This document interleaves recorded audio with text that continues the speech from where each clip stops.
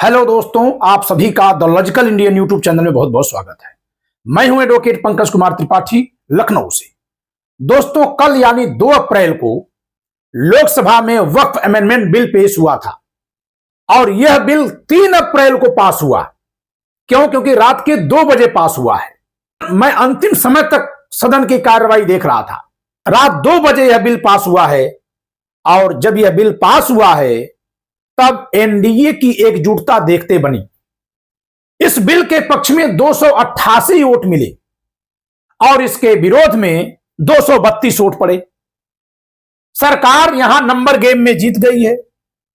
अब आप कहेंगे कि यह तो कोई नई बात नहीं है, इस पर चर्चा क्यों कर रहे हैं? चर्चा इसलिए कर रहा हूं दोस्तों कि यहां 2 बातें ध्यान में रखनी है। एक तरफ तो गोदी मीडिया हम लोग कहते हैं, मैं स्वयं कहता रहता हूं, लेकिन दूसरी तरफ जो है चंपू मीडिया है, इनसे भी बचना है। यह वो मीडिया है जो हरियाणा में भी बीजेपी को हरवा रही थी, फिर दिल्ली में हरवा रही थी, फिर महाराष्ट्र में हरवा रही थी, हर जगह फिर सरकार गिरवाती रहती है आए दिन। यह वो मीडिया है जो आपको सच्चाई नहीं बताती है, क्योंकि आप मोदी सरकार को, बीजेपी सरकार को गिरते हुए सुनना चाहते हैं, इसलिए ये लोग झूठ झूठ बोलते हैं और नकली नकली खबरें सुनाते हैं कि बस टूट पड़ गई, चिराग पासवान ने तरेरी आंख, तो नायडू ने दिखाई औकात, ऐसे करके चीजें ये लोग फैलाते हैं और हम भ्रमित होते हैं। आप सच्चाई देखिए। मैं ईवीएम के मुद्दे को आप सबके सहयोग से जंतर मंतर तक ले गया था। कई बार मैं आंदोलनों में गया, लेकिन मुझे लगा कि जब कोई राजनीतिक दल इसका विरोध नहीं कर रहा है तो हम जनता के लोग बड़े पैमाने पर विरोध कर ही नहीं पाएंगे। कल बताइए कि संसद भवन में, लोकसभा में जब वक्फ अमेंडमेंट बिल पास हुआ है तो यहां तो ईवीएम नहीं थी ना? क्या यहां ईवीएम थी? जी नहीं, यहां खुला वोट होता है। यह गुप्त मतदान नहीं था। जिसमें व्हिप जारी होता है वो वोटिंग खुली होती है, गुप्त वोटिंग नहीं होती है। सीक्रेट बैलेट से वोट नहीं होता है। गुप्त मतदान होगा राष्ट्रपति के चुनाव में, उपराष्ट्रपति के चुनाव में, राज्यसभा सांसदों का जो चुनाव विधानसभाओं में होता है उसमें गुप्त मतदान होता है। लेकिन यहां तो खुला वोट हुआ और खुले वोट में बीजेपी के साथ सारे घटक दल खड़े हैं। लोग कहानी सुना रहे थे, चंद्राबाबू नायडू डर जाएंगे, चिराग पासवान तो भागे ही, जयंत चौधरी को 4 दिन पहले से दिखाया जा रहा था एनडीए छोड़कर भाग गए। जरा उन चैनलों से पूछिए। मैं पत्रकार नहीं हूं, मैं अधिवक्ता हूं। हमारा जितना अधिकार है कि हम कुछ बोलें, उतना ही हमारा अधिकार है कि हम कुछ सुने।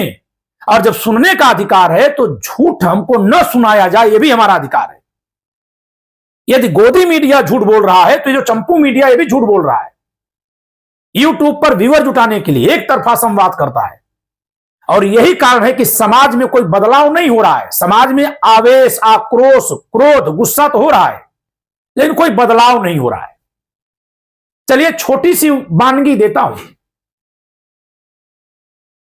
जाट समाज के नेता कहां खड़े थे? आपने सुना होगा डॉक्टर राजकुमार सांगवान को, जो खुल करके इस बिल के पक्ष में थे। राष्ट्रीय लोकदल के नेता हैं।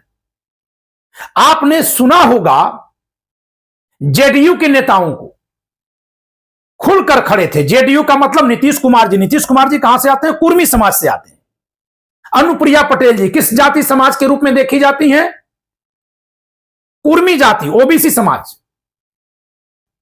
आप चंद्रबाबू नायडू तक चलिए, कम्मा जात के हैं। कम्मा जात का सामाजिक स्तर आंध्र प्रदेश में उत्तर प्रदेश की कुर्मी जात के बराबर का है। यह अलग बात है कि संभवतः वहां कम्मा जाति जनरल में आती है।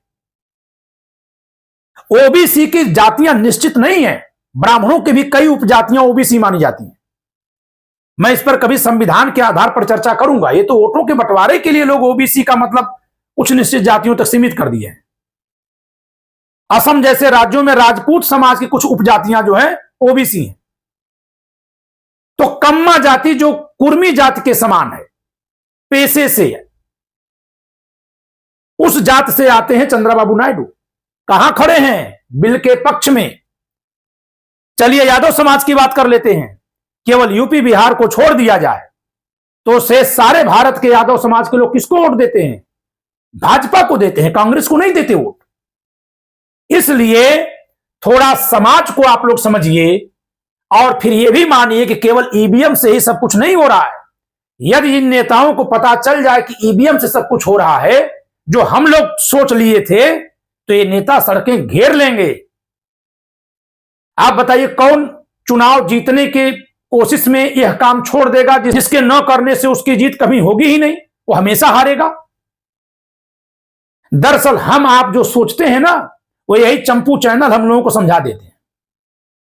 आप देखिए कुछ चैनल ऐसे हैं कि वो शुरू से ही महाराष्ट्र में पहले भाजपा को हरवा रहे थे, मध्य प्रदेश में भाजपा को हरवा रहे थे। अरे भाजपा हार जाए, लेकिन जब वास्तव में हार रही हो तब हरवाइए। चलिए चुनाव तो ईवीएम से हो गया, बाद में आप भाजपा जीत गई तो ईवीएम पर ठिकरा फोड़ दिए, या सच में दोष रहा होगा ईवीएम का, मैं भी मान लिया।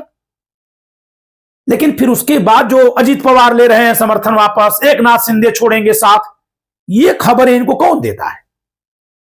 और सारी खबरें भाजपा के खिलाफ ही इनके पास आती हैं, सारी खबरें। तो ये मेरे भाइयों, संविधान का विद्यार्थी होने के नाते मैं आपसे आग्रह करता हूं कि झूठ चाहे आपके पक्ष में सुनाए, कि झूठ चाहे आपको सुहाने वाला सुनाया जाए, आपको गुदगुदाने और खुशनुमा बनाने वाला सुनाया जाए, झूठ झूठ होता है, वो गलत होता है। आप उन चैनलों पर भी जाइए, देखिए, सुनिए, मेरे जैसे चैनल पर जहां खुली चर्चा होती है, चाहे वो पक्ष हो या विपक्ष, कौन क्या अच्छा कर रहा है क्या बुरा।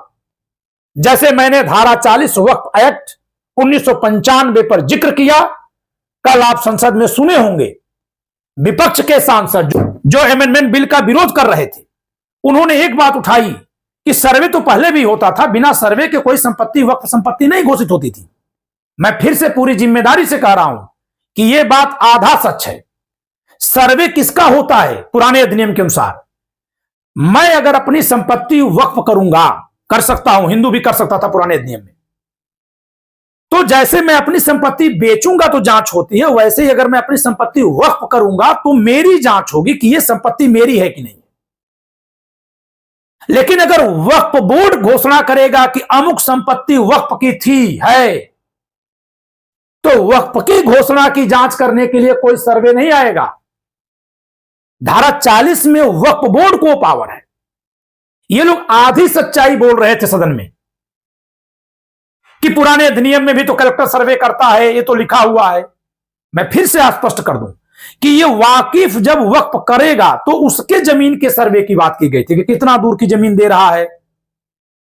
लेकिन जब वक्फ बोर्ड किसी जमीन को कहेगा कि ये हमारे वक्फ की जमीन है, तो इस पर किसी सर्वे की बात अधिनियम में नहीं है। धारा 40 में वक्फ बोर्ड को इस देश के किसी भी कानून से, संविधान तक से ऊपर की शक्ति दे दी गई थी कि वक्फ बोर्ड, यदि उसको यह विश्वास हो जाए कि यह जमीन वक्फ की है, कभी किसी ने वक्फ किया होगा, तो वह स्वयं ही जांच कराएगा। जांच करके यदि वह पाता है कि उसके विश्वास का आधार है, तो वह स्वयं ही घोषित कर देगा कि यह संपत्ति वक्फ की है और सरकारी विभागों को आदेश देगा, यदि वह संपत्ति सरकारी विभाग के अधीन है तो, या यदि वह व्यक्ति के अधीन है किसी, तो उसको आदेश देगा कि इस संपत्ति को मुझे अंतरित करिए, रजिस्ट्री कराइए मेरे नाम पर। यह है धारा 40। अब जो उससे पीड़ित होगा वो जाएगा ट्रिब्यूनल में, पुराने अधिनियम की बात कर रहा हूं, वो जाएगा ट्रिब्यूनल में और उसे ही साबित करना होगा कि उसकी संपत्ति वक्फ की संपत्ति नहीं है, और वहां सारी चर्चा ट्रिब्यूनल के बनाए कानून के अनुसार होगी, संसद के बनाए कानून से नहीं होगी। और दोनों पक्षों के हक का मूल्यांकन केवल मुस्लिम लॉ के अनुसार किया जाएगा, देश का अन्य कानून वहां लागू नहीं होगा, चाहे भले ही जिसकी जमीन जा रही हो हिंदू हो। यह व्यवस्था थी पुराने अधिनियम में। तो इस पर कोई चर्चा विपक्ष का सांसद नहीं किया, लोग छुपा रहे थे उस चीज को। आप क्यों नहीं कह रहे हैं कि हां यह गलत है, इसको संशोधन कर लिया जाए, शेष जो आप बदल रहे हैं वो आप भी गलत कर रहे हैं, इसको यह संशोधन न किया जाए। लोग निष्पक्ष नहीं है, लोग जनता को बांट रहे हैं। क्या मुस्लिम समाज पूरा का पूरा एक जैसा है? क्या मुस्लिम समाज में जातियां नहीं हैं? लेकिन वही लोग जो नेता हिंदू समाज की जातियों की बात करते हैं, वही मुस्लिम वोट पाने के लिए कहते नहीं मुस्लिम पूरे एक हैं। कैसे एक है भाई? मैं जिस लखनऊ शहर में रहता हूं, यहां हर वर्ष दंगा होता है और शिया सुन्नी का दंगा होता है। हर साल दंगा होता है। चौक इलाके में कर्फ्यू लगता है। वो दोनों अगर एक है तो ये क्यों दंगा होता है? एक मुहर्रम मनाता है, एक नहीं मनाता है।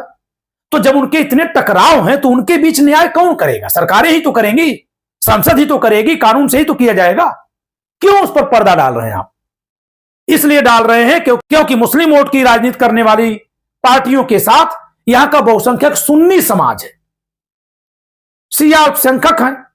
जो बहुसंख्यक होता है वो हर तरह से दबोच लेता है। तो दंगों में पीड़ित कौन होता है? शिया।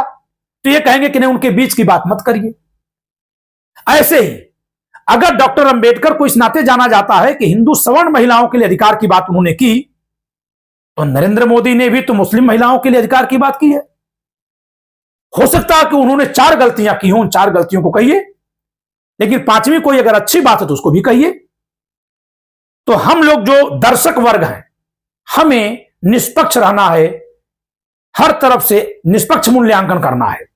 और मैं फिर आपको बता दूं कि जितने नेताओं का मैंने नाम लिया, चाहे वे जीतन राम मांझी हों, चाहे वो जयंत चौधरी हों, चाहे नीतीश कुमार हों, चाहे चिराग पासवान हों, चाहे संजय निषाद हों, चाहे वह अनुप्रिया पटेल हों, चाहे चंद्रबाबू नायडू हों, या इसके अलावा जनसेना पार्टी हो और तमाम पार्टियों के नेता,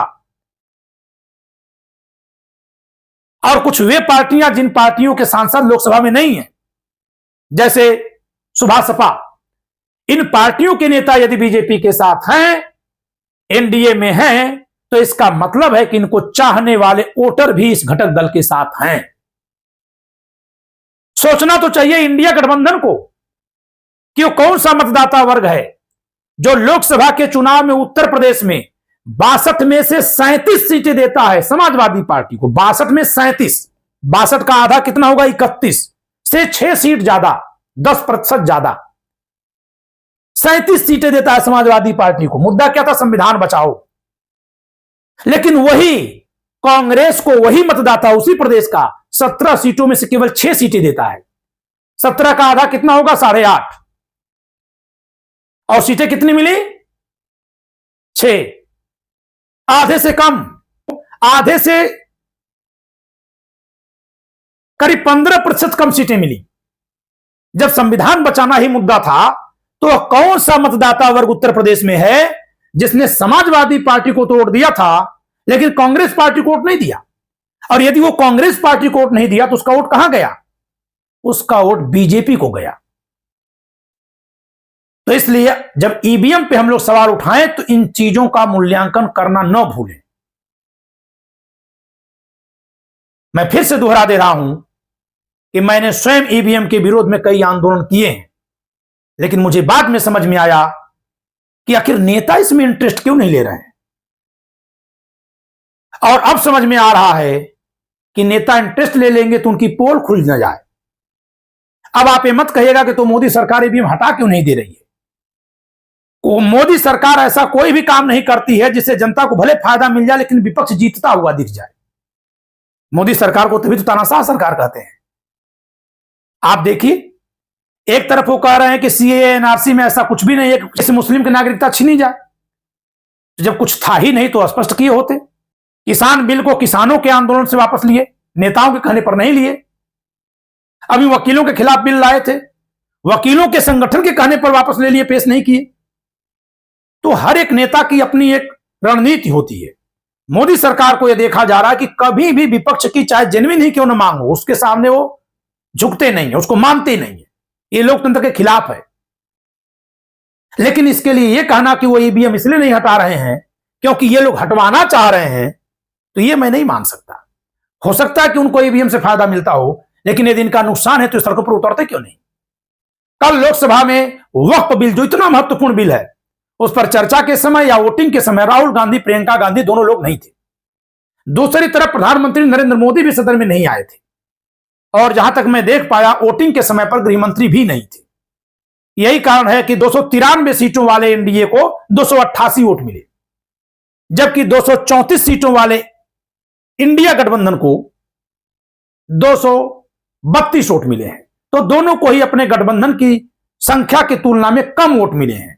लेकिन ध्यान दीजिएगा, ओवैसी उपलब्ध थे, चंद्रशेखर आजाद रावण उपलब्ध थे और ऐसी तमाम छोटी पार्टियों के नेता उपलब्ध थे जो इंडिया गठबंधन के हिस्से नहीं है।